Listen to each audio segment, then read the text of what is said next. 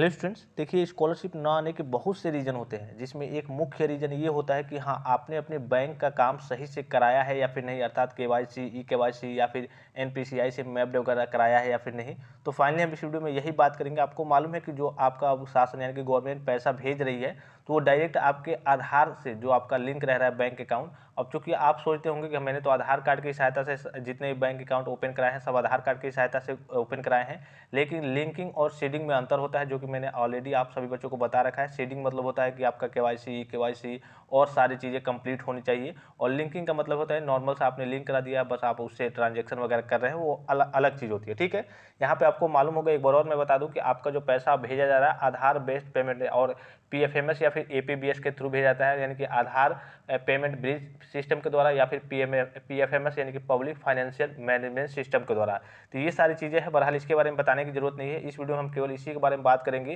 कि आपके बैंक का जो स्टेटस है, लिंकिंग स्टेटस, वो सही है, संपन्न है, पूरा है या फिर नहीं, आपकी स्कॉलरशिप की राशि उस बैंक अकाउंट में आ जाएगी या फिर नहीं, कोई दिक्कत तो नहीं होगी, इसी के बारे में हम बात करेंगे। और देखिए, आप अपने मोबाइल फ़ोन से भी, चूँकि कुछ चीज़ें होती है कि अगर आपसे कहा जाए कि जाइए साइबर कैफे से चेक करा लीजिए या फिर आप जाइए विकास भवन जाकर के वहाँ से जांच करा लीजिए, तो आप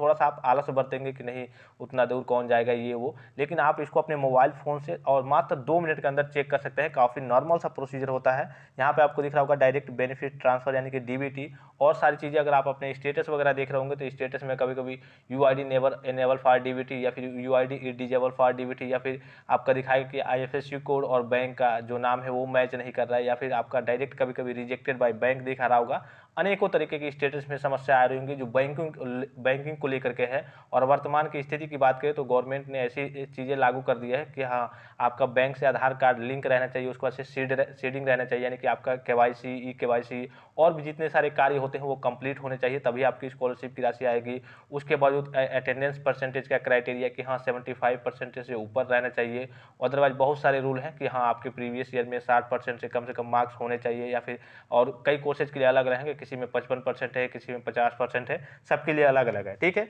तो सबसे पहले देखिए, आपको अपना बैंक लिंकिंग स्टेटस देखने के लिए एक्टिव है या फिर इनएक्टिव है, सारी चीज़ों को देखने के लिए, और अगर आपके पास एक से अधिक बैंक अकाउंट है, अर्थात 2 है, 3 है, 4 है, तब तो आपके लिए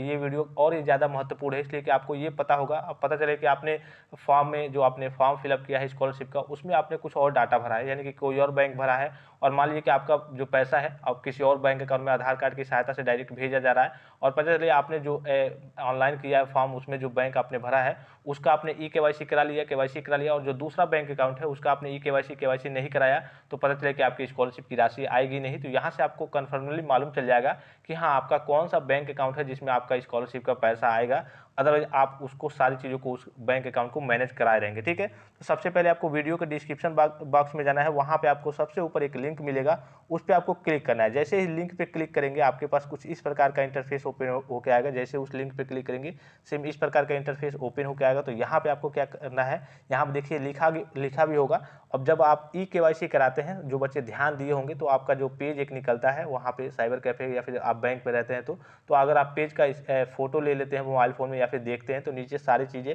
एनपीसीआई के बारे में, डीबीटी के बारे में सारी बातें मेंशन रहती है कि हाँ, आपका गवर्नमेंट का कोई भी पैसा आएगा तो फंसेगा नहीं, कोई दिक्कत नहीं होगी। और जैसा कि यहाँ पे आपको दिख रहा होगा, check your Aadhaar and bank account seeding status in NPCI mapper, यानी कि एनपीसीआई से मैप्ड है या फिर नहीं, और इसी बैंक अकाउंट में आपकी स्कॉलरशिप की राशि आएगी अगर मैप्ड होगा तो। ठीक है, तो यहाँ से आप कन्फर्मली मालूम कर सकते हैं। एक बार और मैं आप सभी बच्चों से रिक्वेस्ट करूंगा कि यूपी स्कॉलरशिप से रिलेटेड हर एक प्रकार के ऑफिशियल और ऑथेंटिक अपडेट सबसे पहले पाने के लिए आप सभी बच्चे चैनल को सब्सक्राइब करके और बेल आइकन को प्रेस करके ऑल पे जरूर क्लिक कर ले, कि जैसे ही कोई नोटिफिकेशन, जैसे ही कोई इन्फॉर्मेशन आपको प्रोवाइड किया जाए तो नोटिफिकेशन आपके पास तुरंत जाए और आप उस इन्फॉर्मेशन को जल्दी से जल्दी प्राप्त करें, कि हो सके कि हाँ, जो काम हो एक ही दिन के लिए, चाहे 2 ही दिन के लिए डेट है और पता चले कि डेट निकल गई तब आपके पास वीडियो पहुंचा, तो उससे कोई फायदा नहीं होगा। बहरहाल ये आपके ऊपर डिपेंड करता है। देखिए, सबसे पहले वीडियो के डिस्क्रिप्शन बॉक्स में लिंक पे क्लिक करेंगे तो कुछ इस प्रकार का इंटरफेस ओपन होकर आएगा। यहाँ पे एनपीसीआई के बारे में, मैपिंग के बारे में सारी जानकारी है। तो आपको क्या करना है, यहाँ पे आपको अपना आधार नंबर फिलअप करना है, और यहाँ पे आपको कैप्चा यहाँ पे दिख रहा होगा वो इंटर सिक्योरिटी कोड, ये फिलअप करना है। फिर सेंड ओटीपी का ऑप्शन पे क्लिक करना है। आपका रजिस्टर्ड मोबाइल नंबर पे,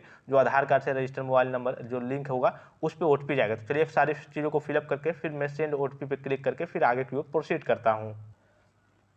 अब देखिए, फाइनली सारी चीज़ों को फिलअप कर लिया गया है। यहाँ पे सेंड ओटीपी का ऑप्शन दिख रहा होगा, इस पर आपको क्लिक करना है। अब यहाँ पे देखिए प्लीज़ इंटर वैलिड कैप्चा, कभी कभी कैप्चा गलत हो जाता है। चलिए एक बार और कैप्चा फिलअप कर लेते हैं। देखिए पहली बार में कैप्चा गलत हो गया था, तो यहाँ पे फिर से एक बार और आपको कैप्चा फिलअप करके फिर आगे की ओर प्रोसीड करना है। आप देखिए यहाँ पे OTP send to your register mobile number, check your mobile, यानी कि आपके रजिस्टर मोबाइल नंबर पे ओटीपी चला गया है। तो यहाँ पे देखिए ओटीपी नाव में यहाँ पे आपको दिख रहा होगा आधार नंबर इतना इतना इतनी 38001, यानी कि 38001। आप यहाँ पे कॉपी भी पेस्ट कर सकते हैं, लेकिन कभी कभी कॉपी पेस्ट यहाँ पे काम नहीं करता है, कभी कभी यहाँ पे फिलअप नहीं हो पाता है, तो आप डायरेक्ट लिख भी सकते हैं 38, जो भी आपका ओटीपी आया होगा वो आप लिख भी सकते हैं, ठीक है। तो कभी कभी यहाँ पे देखिए यहाँ पे पेस्ट का ऑप्शन आता है, लेकिन होता नहीं है कभी कभी, तो आप डायरेक्टली यहाँ पे लिख भी सकते हैं 3800, जो भी आपका ओटीपी आया होगा यहाँ पे लिख सकते हैं। उसके बाद से यहाँ पे सबमिट का ऑप्शन पे आपको क्लिक करना है, ठीक है।